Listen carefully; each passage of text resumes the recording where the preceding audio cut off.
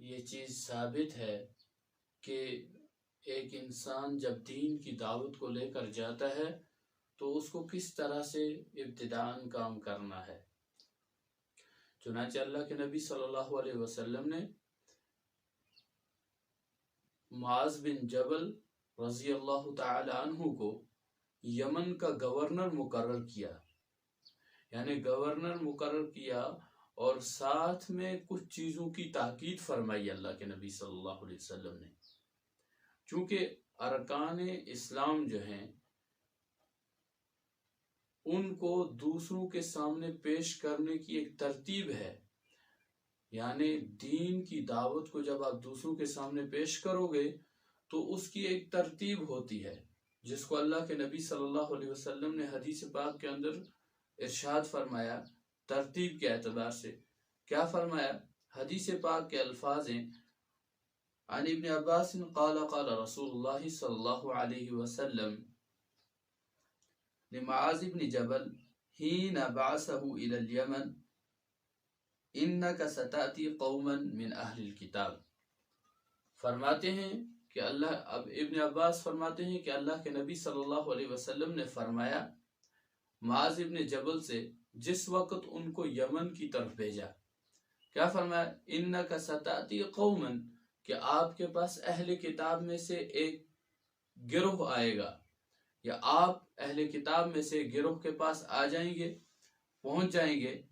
فَإِذَا جِئْتَهُمْ فَادْعُهُمْ إِلَىٰ أَن يَشْهَدُوا اللَّهَ إِلَٰهَ إِلَّا اللَّهُ وَأَنَّ مُحَمَّدًا رَّسُولُ اللَّهِ۔ سب سے پہلا کام یہ ہے کہ جب تم اہل کتاب کے ایک گروہ کے پاس پہنچو گے، یعنی یمن کے اندر جب پہنچو گے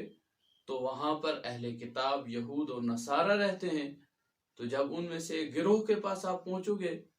تو کیا ہوگا؟ سب سے پہلا کام آپ نے یہ کرنا ہے، فَادْعُهُمْ إِلَىٰ أَن يَشْهَدُوا اللَّهَ إِلَٰهَ إِلَّا اللَّهُ وَأَنَّ مُحَمَّدًا رَّسُولُ اللَّهِ۔ سب سے پہلا کام یہ کہ آپ ان کو بلائیں، کس کی طرف؟ کلمے کی طرف، کہ وہ گواہی دے دیں کہ اللہ کے سوا کوئی معبود نہیں اور اللہ کے رسول یعنی محمد صلی اللہ علیہ وسلم اللہ کے رسول ہیں۔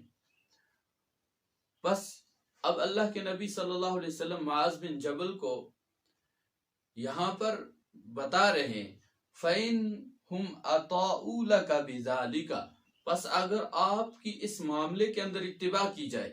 یعنی اہل کتاب میں سے جن کے سامنے آپ دین کو پیش کر رہے ہیں، تو وہ لوگ اگر آپ کی اطاعت کر رہے ہیں اس معاملے میں، یعنی وہ آپ کی اس بات کو قبول کر رہے ہیں، فَإِنْهُمْ أَطَاعُوا لَكَ، پس اگر وہ آپ کی اس میں اطاعت کر رہے ہیں، فرمایا فَأَخْبِرْهُمْ أَنَّ اللَّهَ قَدْ فَرَضَ عَلَيْكُمْ 5 صَلَوَاتٍ فِي كُلِّ يَوْمٍ وَلَيْلَةٍ۔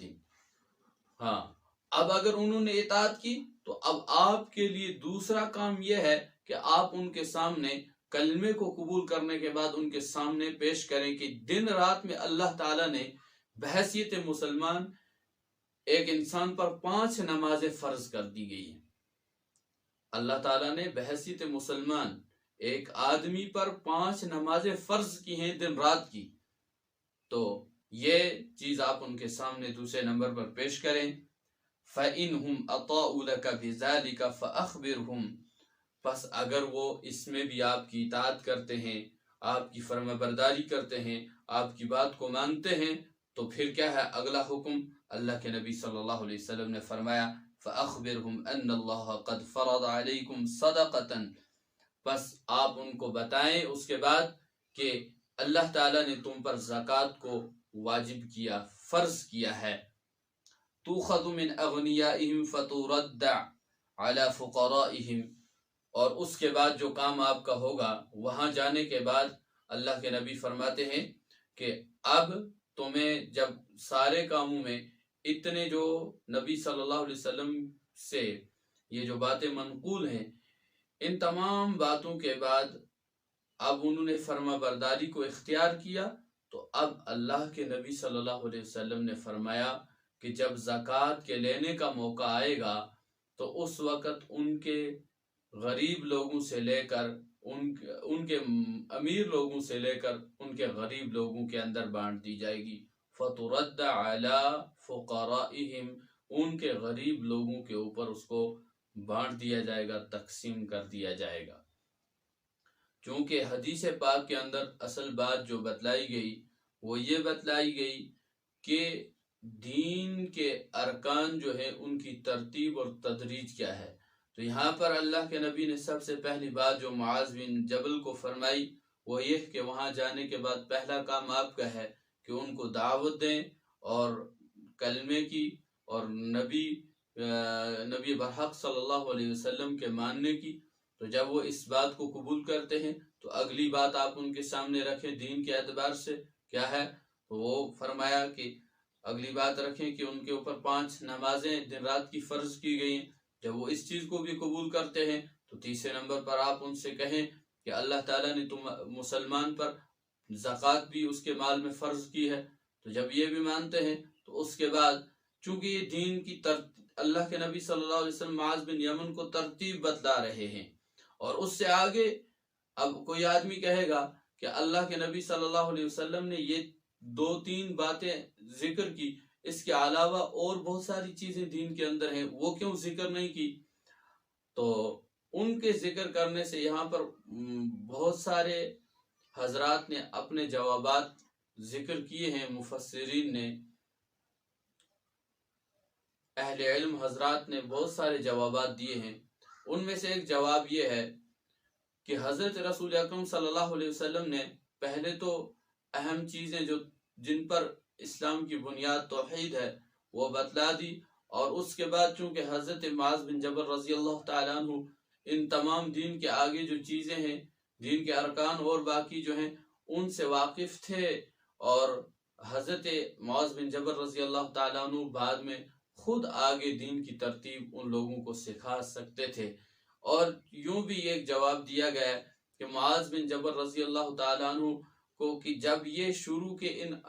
کاموں کو کریں گے تو آگے جتنے بھی دین کے امور ہیں ان پر عمل کرنا آسان ہو جائے گا، اور ایک ہی مرتبہ اگر ان پر یہ بات تھوپ دی جائے گی تو ان کے لیے اسلام کو قبول کرنا مشکل ہو جائے گا۔ تو اس مشکل سے بچنے کے لیے پہلے چند چیزوں کو ذکر کیا، اور جب ایک آدمی پھر اس کے بعد اسلام کے اندر داخل ہو جاتا ہے تو اس کے لیے دوسرے امور جتنے بھی دین کے ہیں ان پر عمل پیرا ہونا آسان ہوتا ہے، کیونکہ وہ اس کے اندر آتا ہے، پھر آہستہ آہستہ آہستہ آہستہ وہ ہر دین کا جو شعبہ ہے اس کے اندر جو عمل کرنا ہے جس امر پر، وہ اس کے لیے آسان ہوتا جاتا ہے۔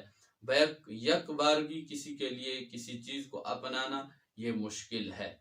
اور فرمایا امام بخاری رحمۃ اللہ علیہ کی تحقیق کے مطابق حضرت معاذ بن جبل رضی اللہ تعالیٰ عنہ کو یمن سن 10 ہجری کے اندر بھیجا، اور بعض اہل سیر